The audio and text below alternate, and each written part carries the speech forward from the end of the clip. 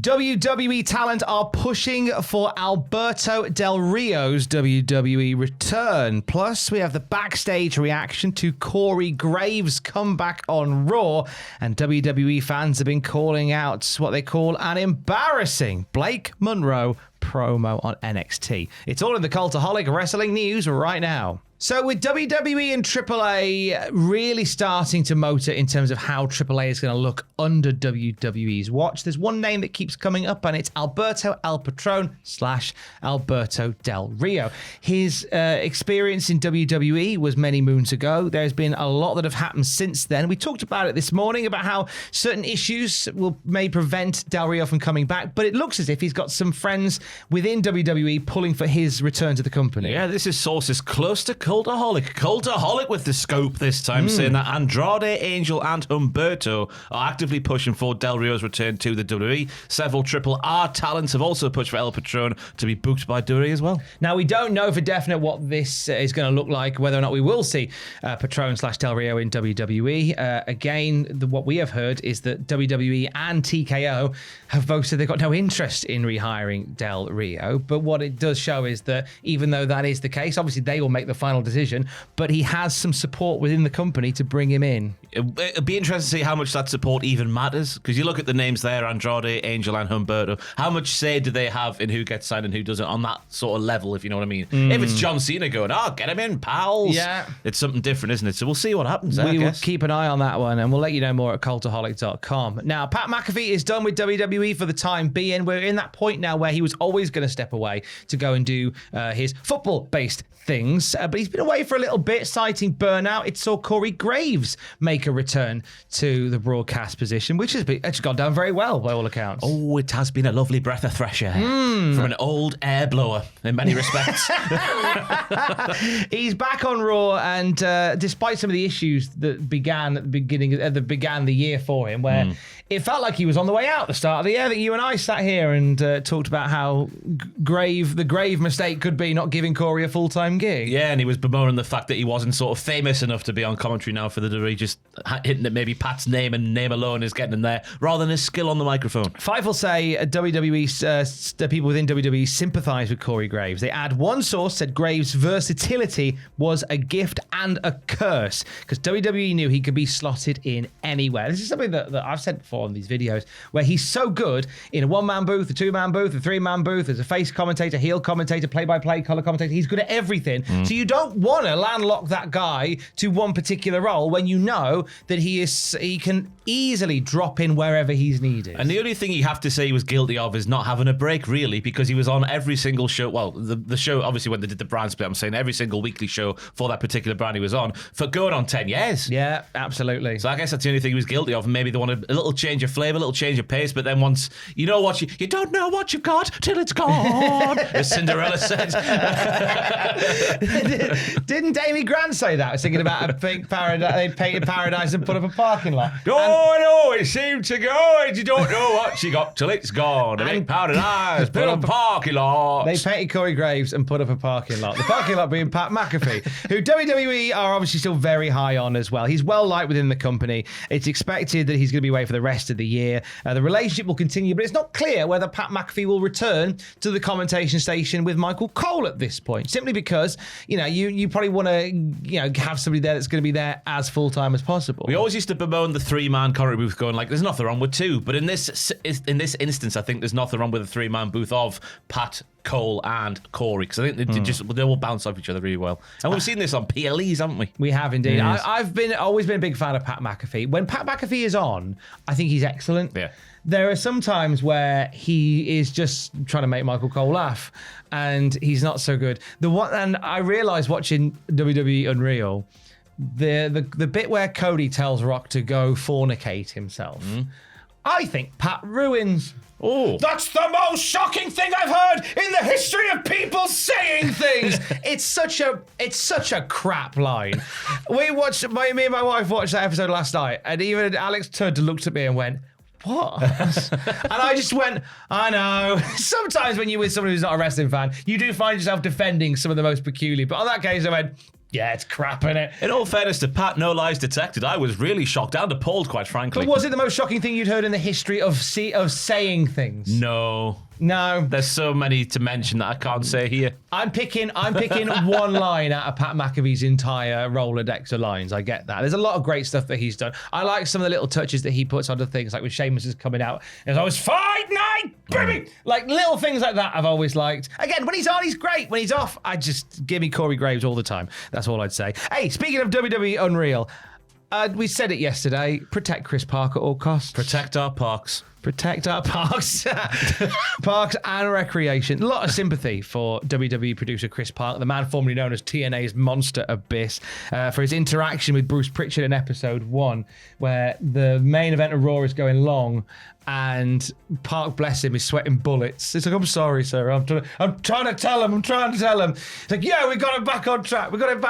It was overproduced. It was overstimulating. It was over titillating. It was over everything, pal, says Bruce Pritchard back to Chris. He does, and he's so apologetic, but Pritchard's like, it's fine. And then William Regal comes over and he's chatting to Chris Park, and Chris Park's going, is he mad at me? And I'm like, man, in such an unreal documentary. Chris Park is the most real, and I loved him for it. And basically, in this whole thing, the Wrestling Observer, Brian Alvarez, says that everyone he's spoken to has said, no, that is just Chris Park. Yeah. That's just what he's like. He says he's a super nice guy.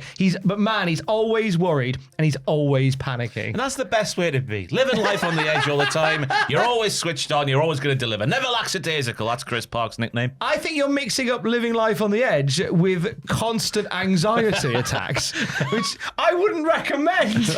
I've got a fair bit of time. We've all played that game and won.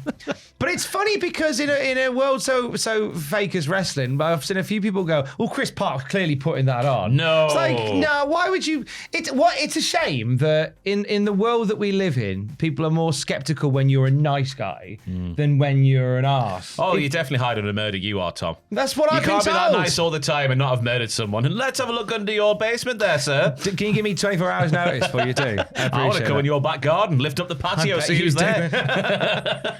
You won't find either. No, Always none of them, Your Honour. Call the authorities. Chris Weaver, the director of WWE Unreal, said that the Chris Park scene was his favourite scene to shoot as well. And he talked about how everyone he spoke to at WWE was just glowing with how much they love Chris Park. Well, you wouldn't expect like that kind of human emotion, which we see in offices all around the world all the time, to be happening in that particular office from that particular massive man. Yeah. That's the Monster Abyss. Yeah. It's a fantastic... If it was a comedy, you'd be thinking, oh, that's a wonderfully scripted character. It's like the oxymoron of what he should be. Yeah. Is that the right way to say it? I don't know. Like the biggest guy in the whole building, and he's the one going, oh, I'm very sorry. Yeah. Oh, God. Chris, mate, we love you. Never be sorry. We want you to be happy as well.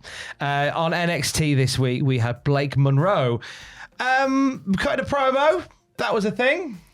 It made no sense. She was like, well, Jordan Grace used to look like this, but now she looks incredibly different. But when she looks in the mirror, she still sees the lady who she used to be, who was jacked, by the way, Tom, but in a different way to what she is now. Still jacked? Like, now she's got 0% body fat. Back then, I don't know what the percent was, but it was a different kind of jacked. It was still jacked. It was still good. I don't know what we're doing here. Blake Monroe compared, and I don't want to do this, but I'm going to do it. Blake Monroe compared to Mariah May so far, based on what we've seen on TV, is not the same thing. They've stripped her of everything that made her captivating in AEW and tried to mold her into the thing that they see her being, and so far it's not landing. You'll be good, but never great. Yes. Whatever happened to Mariah May? There's a lot of that. Like so me trying to sort of find the good in the explanation in what they're doing, whether or not it's playing on Jordan Grace having body dysmorphia and playing on a story of that ilk. But what it came across was, you used to be fat, lol, and it was rubbish and it was crap. And like you say, it was them trying to mold them to what Blake Monroe could have been. When really, when you are comparing Blake Monroe to Mariah May, it is really apples and Mariah May.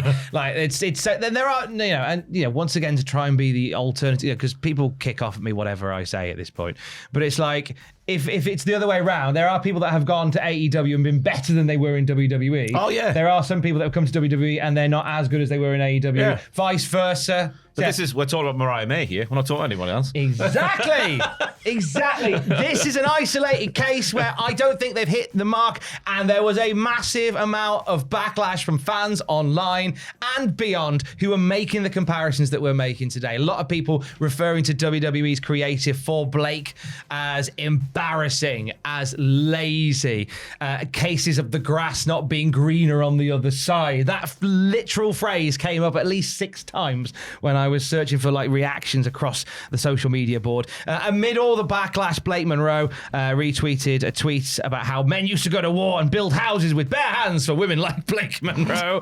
She simply said, now all they do is bitch about me on Twitter. I don't think it's her, though. It's just the material she's being given by old men behind the scenes. It's clearly... Yeah. Like when you see Wesley come out on NXT this week and say, ha-ha, Siobhan, you young whippersnapper. Who's writing that for Wesley? Come on now. Yes. Let's get back to reality. And I think one thing that was interesting when you watch Unreal is when you look at that writer's room, there's a stronger male representation than a female one. And I don't know whether that's the case in all the writers' rooms that we see. I know we saw it in the one. And I think when it comes to doing a storyline like this, which is obviously based on 2 women feuding, I don't know how much more... I mean, I might be speaking out of turn. There may have been a female writer involved in that. I don't actually know. But all I'm saying is it's a crap bit of creative. Yeah.